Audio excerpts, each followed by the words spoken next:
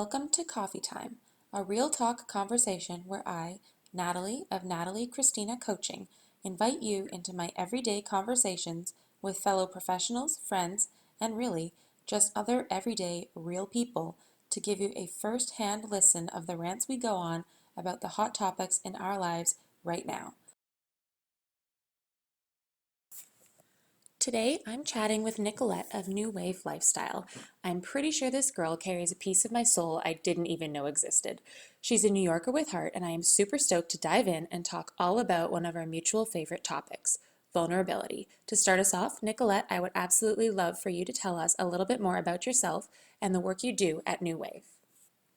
Hi, I'm Nicolette, and I am the founder and a mind, body, soul coach at New Wave Lifestyle. So New Wave is really all about just being your most true, authentic self. A lot of that comes from starting to have hard conversations and getting super vulnerable. And it's all about, how we're taking care of our mind, our body, and our soul in a really all-encompassing way. Thanks, Nicolette. I'm so excited. So let's dive in and get vulnerable. Conversation, like especially with what you and I are doing, a big part of it is getting vulnerable through those posts or whatever kind of outreach or content creation that we do. And I don't know, maybe this is not even what I plan to talk about, but it's coming up, so we're just going to roll with it. But is like kind of reconciling creating vulnerable, meaningful, honest content on a platform that is typically not associated with authenticity. Oh my God, literally spot on, nail on the head. So many thoughts. So I'm sure we'll get at some point into my story of vulnerability and how I even started with this stuff. But going off basically what you were just saying, to piggyback, I think that it's huge, right? You're scrolling through social media and you're literally inundated with I don't want to say the word fake because to each his own, and everybody has their own idea of what's real and what's not. And who are we to judge, right? Everybody has their own opinions there. But I think what social media is really missing is that authentic, vulnerable voice. Mhm. And I think that that's something that you and I are really working to share with our social media followers. They read posts sometimes or see our Instagram stories sometimes when we're on top of the world and feeling so great. And then the next day we're crying in bed. That's why what we're doing is so important also, because it's listen, we're here to show you that, this path that you're on of healing and, self-development and growth is not all rainbows and butterflies. And we're being vulnerable with the shit that we're sharing with you too. And I mean, even my path of getting where I am right now, I would have never been able to get to this point in my life if I wasn't able to start being vulnerable and start having the hard conversations that were super uncomfortable for me for a really long time. And I think what you said too is a point that I actually was just talking to someone about earlier today about we're not here to judge, people are sharing as honest as they're capable of being. And I think that's really it. For me, at the root of it, I have semantics are really important, but vulnerability at its core, I don't think is this something that is completely separate from us. When I'm living in vulnerability, I'm living in my truest, most honest self. And in that regard, I think we all are just doing the best we can with what we have along the way. It's different degrees of honesty that we're capable of achieving. And we take steps as we go towards establishing that truth. And then once we get to the point, at least for me, once I got to the point of knowing that truth and being able to get vulnerable and share those things. And I scramble my thoughts a lot, but I always think back to this time, I was doing this kind of a conference workshop thing, and someone explained the meaning of the word namaste, which I guess is my soul is like, acknowledging and saluting like what is in your soul. Like my God is seeing your God and my truth sees your truth. Yeah. And I kind of think back to that, and like I went from like 0 to 60. I was like, I don't know who I am. I don't know how to talk about this, to like, I meet someone and be like, so how did that most painful life experience you've ever dealt with really feel? Literally. How was that? Oh, you just want to know what I studied in school and like what my cat's name is. Oh, okay, I'm backing away now. Cause it's like, I didn't know how to then engage in that like middle ground conversation. And that became my new uncomfortable point. Like, how do I have just like a casual conversation with someone when I'm like, no, I want to be like this authentic all the time and just like, be in it 24/7. And that's the interesting one. Yeah, and I feel like, so that is kind of, I don't want to say that it's a problem, but it's something that as a society, like we really need to start working on and being more mindful about what we're sharing about ourselves with other people, because there are those surface level conversations that it's like, oh, my favorite color is blue and I live in New York City, or there's those real like deeper conversations that get to like, what are your biggest fears and why, and where to Christoph, he should introduce himself. He absolutely needs this to. is Christoph, if you're interested. You can find him at Christoph the Cat on Instagram, spelled CHRISTOPH. He is a healing kitty, and he always likes to jump in on the calls, and whenever you're sad, he's always there for cuddles. And it's important he makes a cameo. And he's this big. Huge. He's huge. He's wonderful, and he's a total cuddle buck. Yeah. Sorry to interrupt, but he's very no, oh my gosh, no, it's okay. So, but yeah, it's just like what, just being mindful about what you're sharing with people and what type of conversations you're having with the people around you. Because I will say, so just to give everybody, I guess, a little bit of background of like my story. So my dad passed away when I was 13, and it was really sudden. He passed from a heart attack, and it was, I was 13, right? I was a teenager. So my way of coping at that time was suppression. I suppressed all of my emotions. I needed to be strong for everybody else, right? I could not let anybody know that I was upset. I like, honestly, and this is like, could get a little bit morbid, but like, I didn't even cry at my dad's funeral. So it was a lot of that, how am I dealing with this type of thing in the moment? And my mom, my parents were divorced, before my dad passed away. So I lived with my mom, but my mom, had a full-time job, and she worked in the restaurant business. She still does, which is crazy. And, that's long hours for anybody out there that knows, it's long hours. You're gone most of the time. So I spent a lot of my like teenage years, I guess you can say, alone to a certain extent, where I was just more comfortable being like by myself, but at the same time I wasn't being honest with myself about my emotions. So let's fast forward, however many years now, and I'm 23 years old at this point, when I kind of like got to this place where I was like, all right, something's got to change. And I'm attracting all of these like emotionally unavailable men and having relationships with people that just were like not, well, I don't want to say not good for me, because at the time it was exactly what I needed, because there's a lesson in everything, right? But I'm sitting there and I'm thinking, what's wrong with me? Like, why are all of these people coming into my life, and why are they so emotionally unavailable? And you need to at some point look in the mirror and say, wow, like I'm attracting these people because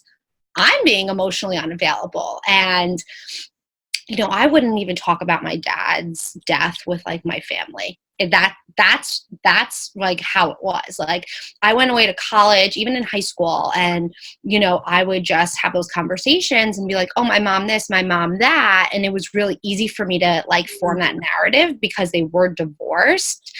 And, I never talked about my dad. So I was realizing that, all right, there's like a lot of stuff that I need to start unpacking here. And so I really started doing the work, and I'm not going to lie, like, and I'm sure you feel the same way about your story too. Like, it's super uncomfortable at first because you live so much of your life suppressing like what your truth is, and suppressing, talking about these things that have happened to you. And, vulnerability is for sure uncomfortable in the beginning, but once you start talking about the hard stuff, it like is so freeing. And back to your point before, it's like that becomes your new norm.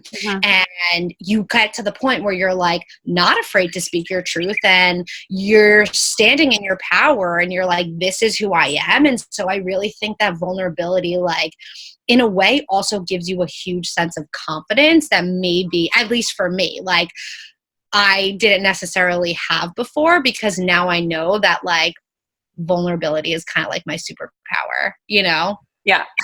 I love that. Someone who kind of mentored me early on in my journey, and this isn't like a surprisingly new metaphor, but I still think it's really appropriate, compared it to like peeling back the layers of an onion. And we related that to this like diagram that she helped me draw, which was like 3 circles. And so the outsides, like the outer layers of that onion, like that's the ego, and that's like what's going on out here in the world around me. And that's what I relate to, like judging my insides by other people's outsides, right? It's like how I see them acting or seeming to act versus how I feel, and not knowing how those match up.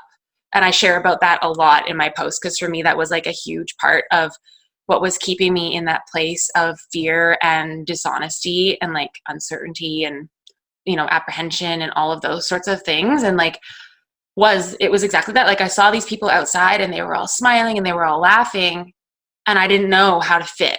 I didn't know how to be part of that. And I would judge based on that appearance from how I felt in here, which was just like broken. There was nothing. I didn't know, right? And so then as we start to peel back, and I realized, okay, like that doesn't define me. And then I can get to the part where it's like, what am I trying to project into the world? Like, how am I portraying myself to be seen? And so that becomes, if I'm going, not that this is a bad thing, but just as like a very basic example, like if I'm going to the corner store and I can't go without doing my hair and my makeup and wearing like my good shoes, because I need to look like I lead this certain lifestyle, or, having like the fancy apartment when I can't really afford it, or like one that I shared yesterday. For me, that was like, when I would stay at the bar, maxing out my credit card so people would stay with me, so I didn't have to be alone, right? I gave this appearance of, I have my shit together. I'm just here to have a good time. Why don't you join me? I'll support you to do that. Like, because I can afford it. I couldn't afford it. Like I was forwarding money from my credit card to my bank account, paying interest on that, and then funneling it back so that I could go do it all over again, And like, that's not honest. That's not my true self, but that's what I knew how to do. And so then I started to kind of change my actions and, stop doing those things and like cut up the credit card and like look at that or whatever, and realize like, I don't need to be at the bar that late. Maybe I can start to sit with the things that I'm feeling when I don't go there and work through that. And I can start to kind of strip down those layers. And then on the inside, like that's where that truth is, and what I like to call like God self. So good. Yeah. And so like for me, because I know you're really, at least from what I've seen, like into the spiritual kind of thing too. And so I can use the term God, I think, loosely. Like personally, I am a recovering Catholic, and I use the term God. I do a lowercase g because, it's up for interpretation as you wish, whatever makes sense for you. And I like, this is a cliff note, but I really like the acronym GIFT of desperation. It's like, if I am in that place of needing change, I will find something bigger than me outside myself that shows me what I need to do next. Oh my God, that's so good. I remember someone early on saying, for them, it was a bus, because it got them to this place where the people were there to help them. and it got them home, and they could take that bus every day. And that bus was their higher power, bigger than them, and it got them where they needed to go. And that's all it has to be. But for me, I started, I didn't know. It's hard to get. How do you get to your God self, to that like honest place? And like we're saying, you know, it's through the vulnerability to get there. But how do you get there when you don't know what God is? Like, what's that concept that you're working to align yourself with? And so I did a list. I wrote down all the things it wasn't, because I didn't. Oh my God, I love that. I didn't know what it was, right? I was like, okay, it's not this man in the sky. It's not some like omnipotent being. It's not, you know, dishonesty. It's not human. I knew it wasn't human. I was like, it's not that. And then I legitimately took a thesaurus and looked up the opposites and then wrote those words down. And so whenever I would pray, I would pick a word. And as I was doing whatever prayer it was that I was reading, I would supplement the word God for that word. And so the big one for me that came through was unity. And so for me now, I have that concept. And I use different words like surrender, unity, peace, calm, whatever. But it all kind of, for me, came back to that unity, that term. Yeah. And I've kind of expanded the meaning now that I've really been able to like live in it. But so for me, it's like stripping down those layers of that onion. And like you said, it's uncomfortable. There's a reason it's a fucking onion, because you're probably going to cry and it's going to be messy. And like, it's not always fun. Yeah. However, it can be peaceful and it's constructive.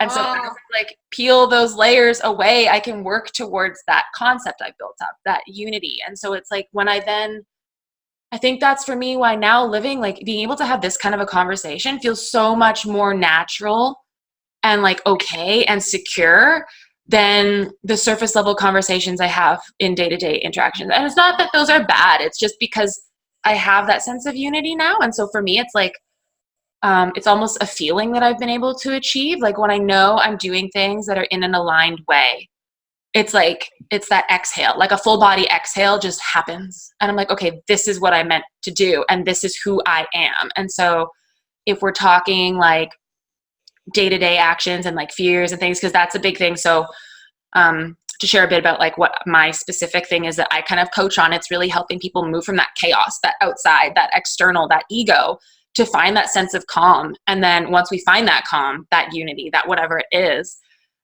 we build on it and really reestablish your truth and your spark and gain the confidence and conviction to just live in it moment to moment, day by day, and just like own it. And like I want women to have the confidence to scream their truth from the mountaintops in whatever capacity that is, right? Like asking for what you want day to day, setting a healthy boundary, freaking like prioritizing painting your nails because you want to, expressing a sexual desire without shame. Like that is vulnerable. It's also truth. It also doesn't need to be scary. And I find it's one of those things that like the fear points to it, but when we do it, it's like, well, you know? Oh my God. Like so many things I want to say about this. Okay. So first thing, I just have to tell you, when you were talking about the onion and saying, what did you say that it could be peaceful? Is that what you said? I got the biggest deja vu ever. So like, that's how you know that this was meant to be right now, because I'm having like serious deja vu. Maybe we've met in the astral plane. Oh, 100%. Yeah. We've done this before. I have a book for you after this. Okay. Yes. But the other thing about it is, I mean, well, first of all, what you're doing like with your clients is huge too. And your program is so important, for women to just be able to turn that chaos into look inward with it, honestly. And, I do a lot of that in my coaching as well. And just like healing the past traumas and the things that have gotten you to this place of feeling stuck. So I totally, applaud you for like the work you're doing, because it's huge. But at the same time, what we were saying about, the fear and being scared and, vulnerability at the end of the day is your truth. Like, and people are so scared to speak their truth, right? Because they're scared of rejection, or they're scared of, honestly, fear of rejection and fear of like not being accepted, which at the same time is rejection, is pretty much the most deep-rooted fear for majority of people, Yeah. like human beings. I call it self-centered fear. I think it all comes back to self-centered fear. And I was talking about this with with a friend the other day, because I was saying we are human beings, and the way that we have evolved over the years, like we are wired, our bodies are wired to stick with the tribe, to not be rejected, because back in caveman times, if you were rejected and you're pushed out of the tribe, you're dead. Yeah. Right. So we are like, we have this mindset of like, okay, I have to, either be a people pleaser and make everybody else happy, put everybody first, so that so I come second and my stuff isn't as important, which is a whole nother conversation that I could totally get into. We'll do that one next time too. Recovering people pleaser right here, which is yeah, like a shift for me. But so it's either that, or it's like, I feel like if I say this about myself, or say this about the way I'm feeling, or do this action instead of this because this is what feels more aligned with me, like I'm going to get shunned, or people are going to make fun of me, or, people are going to be like, oh, well, that's too much. And, it's just getting to the point again of having that confidence and waking up that one day. I forget exactly what you called it, but it's like waking up, the desperation. And that's kind of how it all started for me. I was suffering from I call it high functioning anxiety, because I was waking up every day. I was going to work. I was living my life. I was hanging out with friends. I was doing things that I did. But inside, it was a mess. I was I could not get out of my own head. I was constantly obsessing over what people were thinking about me, what people were, how I was coming off, or, what people were doing behind my back and things and that. But I was living my life every day. Like I was fine. So nobody knew really that I was going through this internally. Yeah. And, I woke up one day, and a lot of it, again, like I mentioned earlier, had to do with like past relationships and things like that. And I woke up one day and I was just like, what am I doing? Who am I? And what am I doing? Because everything that I had always imagined my life to be, I wasn't living it, because I was so stuck in fear and my people pleasing, and I wasn't speaking my truth because I was scared of what others would think when I started talking about like this vulnerable stuff. And I wasn't being real, like with myself or with other people. And I was like, all right, that's it. Like something's got to change, because if something doesn't change right now, like I don't know how much longer like I could live my life like this. So you get to that point where it's like, all right, like how can I shift this? And that's where I think vulnerability comes in for so many people, or if it doesn't come in, it should.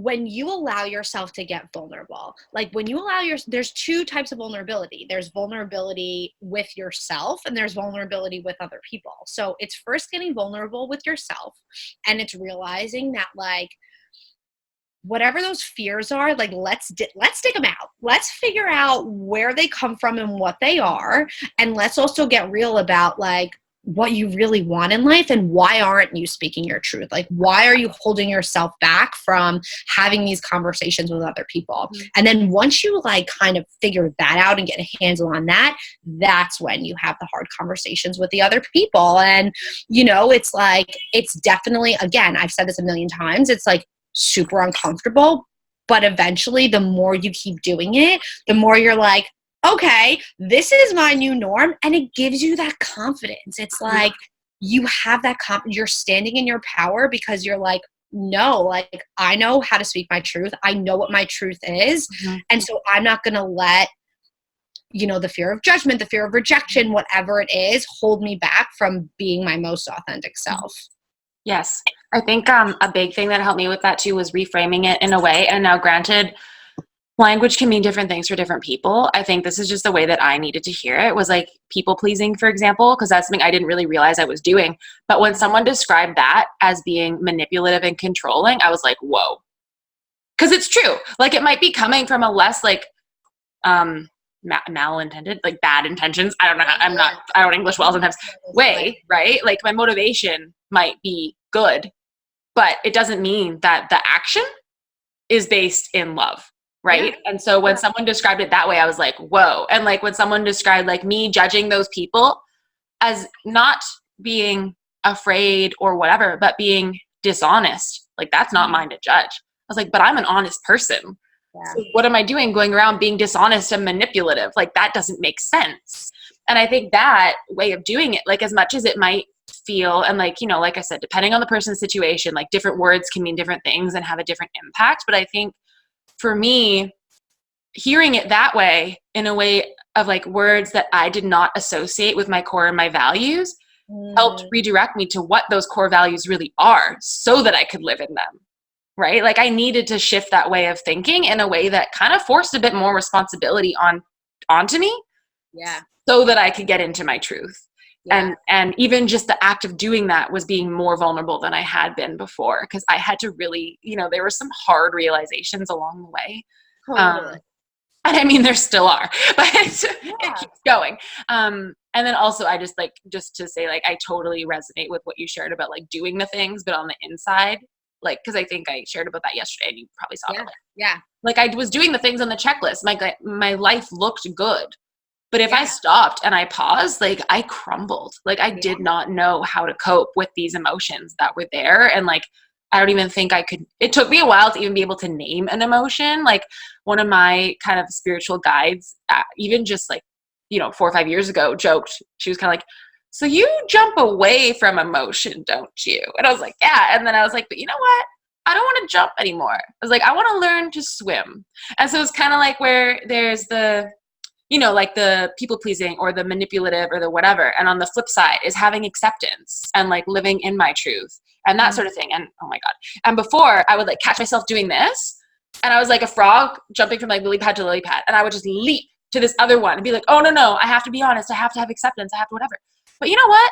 Sometimes you got to trudge through those waters. Totally. And you need to process. Like everything else in life, it's practice. Like I talk about this with my clients all of the time because I'm like, you've lived however many years old you are, X amount of years of your life thinking one way, right? Like thinking your brain one way. And I mean, societal standards do not help, like for sure, especially for men. And again, this is a totally other conversation that we need to make a list of next topics. With men, it's just like, oh my God, don't let him see you cry. Like you can't show emotion. Like you have to be the man of the house. And it's just like, that's such toxic masculinity. And that is like a huge issue in and of itself. But it's just like society tells us like, even with women too, oh, it's the stereotype. Like, oh, you're vulnerable. You're speaking your truth. Like, oh my God, you're too emotional. Like this and that. So that just goes back to that fear of like, oh, well, I don't want to come across this way, or I don't want to like be seen as this or that. And it's just like, when you're able to drop that story and allow yourself to just be who and what you are, it is the most freeing thing. And, you know, it is practice. It doesn't come easy. It's not like you're going to wake up one day and like feel like speaking your truth all around town. Like it doesn't work that way, you know, like I've been doing this stuff. I've been doing this work for 3 years. And I still like today I had to have like kind of like a difficult conversation with a friend. And like, as I was bringing it up, I was like, all right, I'm recognizing these uncomfortable feelings, but like, I'm still going to say what I need to say. And that's just huge, is like acknowledging yourself and like how far you come in the first place, because 3 years ago, I would have just completely left it alone and like pretended like what was going on wasn't bothering me, which is inauthentic and kind of like a lie, you know, exactly what you were talking about like being manipulative and lying. Like, it's just like when you're not speaking your truth, when you're not being vulnerable and talking about the hard stuff, you're doing a disservice to yourself, but also the people around you. Because people aren't mind readers either, so they don't know. And it's also like when you allow yourself to get vulnerable, other people's responses like are on them. It's like, okay, you've heard me talk about this before, like Tinder, okay? It's like a good freaking metaphor for this shit, because it's like, if I'm sending that message, I need to do it without expectation of what the response is going to be. And no, would I still say this even if it didn't get that response? Yeah. And if I would, do it. And I hear people all the time talking about like, you know, I spoke my truth, I did this, and then this person didn't respond. And that's what I'm saying, this is boundaries, and we'll totally like unpack that a different day. Yeah. But it's like, before I do that, and I've kind of learned myself now, like, you know, the thing I really want to say right now, I might have to wait a week before I can say it without an expectation of what the response is going to be.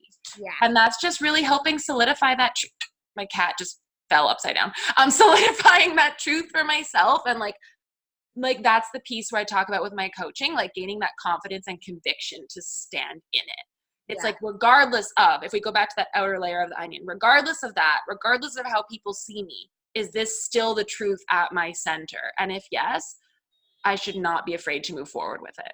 Yeah. And I think that's, I don't know, I like that. But I love it. This has been amazing. I said, wow, I've made so many shifts in my life, and I've totally stepped into this person that is honestly my most authentic self. And like, if I could do it, anybody can do it. Yeah. It's just like being willing to get a little uncomfortable and get a little vulnerable and just like get there, you know? Totally. And I agree. Like, I think, I'm so sorry for all the horns. No.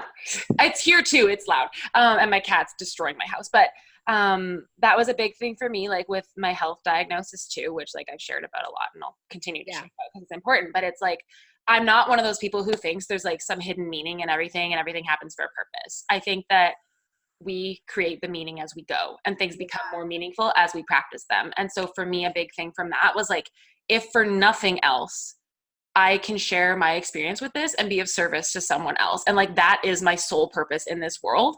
And like, that is my drive for continuing to get vulnerable with just people in general, and why I want to do these calls. Cause it's like, this isn't, you know, like we're sharing about what we do, but like, it's not like this is like a sales pitch. This is just legitimately like real talk. This is life. Like, this is what happens. And it's for that exact reason. It's like, this is my purpose. And if I'm not living in that purpose, I'm not living in my truth. So I need to just get honest and like share this stuff with everybody. Yeah. Yes. Oh, so good. So good. I'm so happy we did this. Thank you so much for taking the time to chat. Of course. Thanks for asking me to be on. I'm so excited to like share this with everyone and, you know, get a little vulnerable. Yeah. I like it. I like it now. Yeah. Awesome. Okay. Have an awesome day. All right. Bye, babe. Mwah. Thank you, Nicolette, for being my fellow icebreaker and light bearer for this very first episode of Coffee Time. And to all who tuned in, thank you so much for giving us the reason to continue sharing and getting vulnerable. I'd love to hear from you in the comments or via DM of anything you loved or feedback you have, even topics for another day. And if you're interested to hear more, don't forget to subscribe on YouTube to Natalie Kristina and follow my Instagram at I am Natalie Kristina. Until next time, I'm your muchly caffeinated host, Natalie Kristina of Natalie Kristina Coaching.